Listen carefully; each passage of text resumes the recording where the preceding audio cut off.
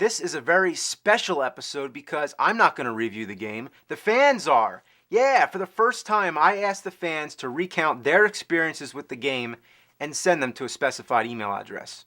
And as a result, this one inbox got over 6,000 messages.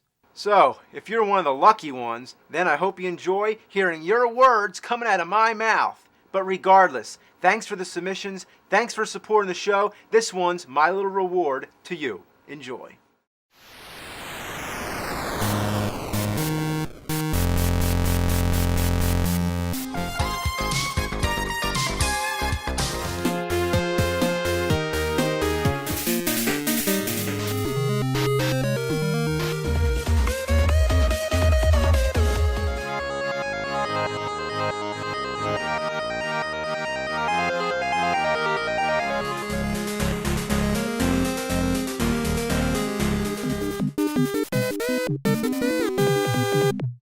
Deadly Towers on the NES. First of all, what's with the poorly drawn Herculean Viking guy on the cover of the game? What, was Fabio unavailable that weekend? And talk about false advertising. The in-game character doesn't even come close to looking like that. It's some boy in a green spandex jumpsuit with horns. What the Outside of Japan, the game was supposed to be called Hell's Bells. I'm sure they changed it because they didn't want to associate this piece of fudge to anything good like AC/DC. If you let it load, it plays a backstory. No one would ever want to read this much text, and it scrolls way too fast. Hell, I don't even know if it tells you what you're supposed to do anyway. You have to collect 7 bells and burn them in a sacred fire or some like that. When you start the game, it doesn't tell you where to go or what to do.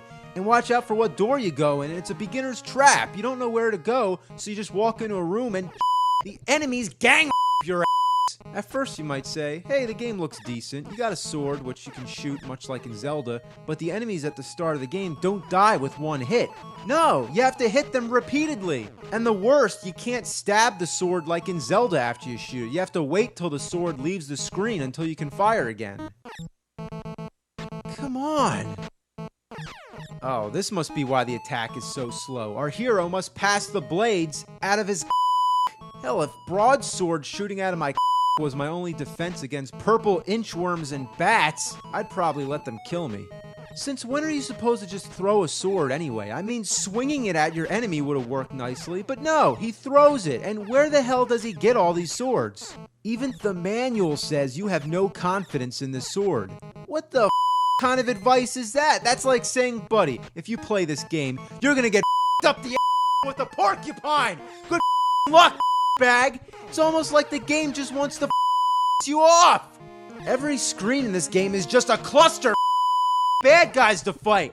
Oh great, I'm being attacked by balls! Blue balls, no less. Oddly enough, they're the hardest to kill for some reason. They take like 20 damn hits! They're just balls! It's as if they ran out of decent enemy ideas and just programmed random moving shapes to come kill you. It's like, what the are sprites from Marble Madness doing in this game? My biggest complaint with the game is that there's no in-game map. That'd be fine if you could distinguish where you are with different backgrounds, but everything looks so similar, it's too easy to get lost. The game's like a maze, but it's beyond that. It's a up guessing game maze with no end. I stumbled onto some area where there's no door, there's no icon, or anything to let you know that anything's there. You just gotta take a guess, like in Simon's Quest, where you kneel down in that corner waiting for the tornado to take you away. You can just be walking around and then you just magically appear in a room when there were clearly no doorways around. I mean, what kind of sense does that make? Have you ever just walked into a wall and appeared in another room? You get an inventory screen. It's empty right now, but it seems pretty standard. Tells you your life and everything. It also has this thing called Lutter. Yeah, it says you have 50 Lutter. I can only assume that that's currency, so I googled it to check what it meant. And according to an Urban Dictionary, Lutter means cheap. So, therefore, we're already starting out with 50 cheap so we're doing alright for ourselves. I wonder what the exchange rate is for the expensive Maybe we'll find out later. Now, I can understand wanting to call the currency of Fantastic World something different, but what's wrong with just calling it gold?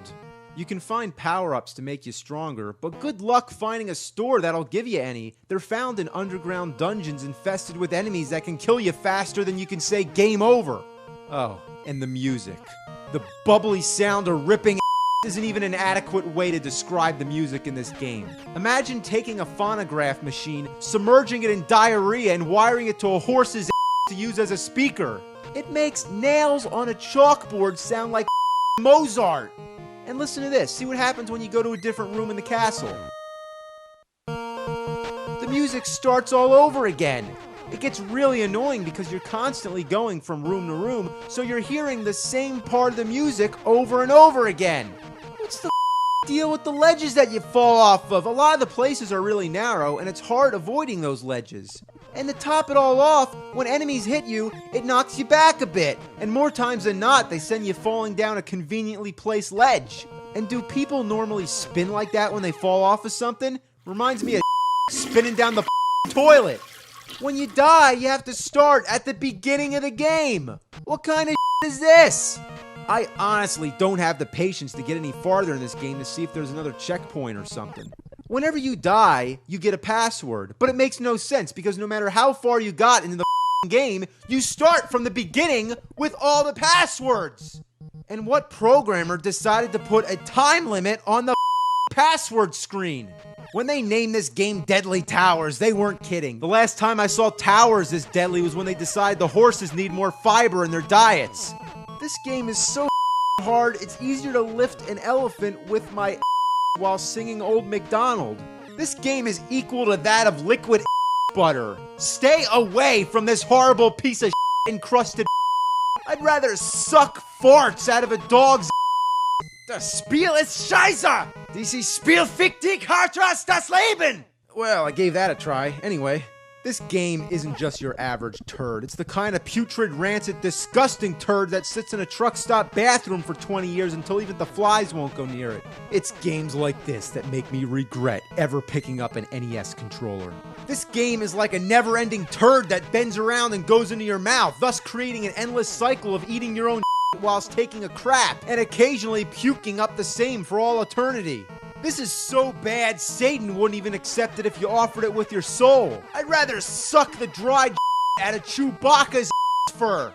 This game. No, better yet, don't this game. Don't let your friends it. It's unworthy. This game is just an orgy at.